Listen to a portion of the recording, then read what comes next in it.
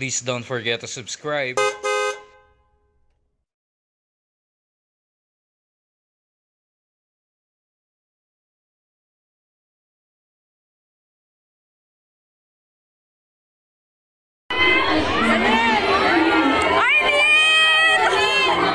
ay tunay na nagpapasalamat at grateful dahil binigay po sa amin itong pinakapasadong paggamit ng wika at dito sa aming film na pinamagatang Bakit Di Mo Sabihin.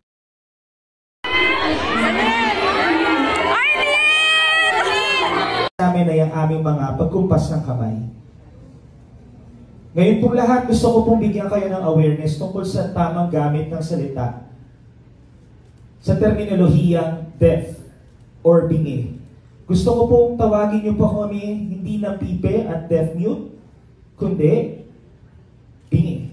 Sapagkat ito po ang kumakatawan sa aming human rights. Ito po sumasayon sa aming culture, isang mayaman, unique na kultura, ang FSL.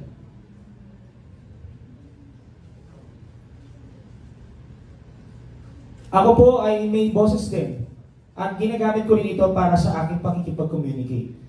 Tunay na masaya rin ako kasi sakto po pinagdiriwang namin ngayon ang International Day of Sign Languages ngayong September 23.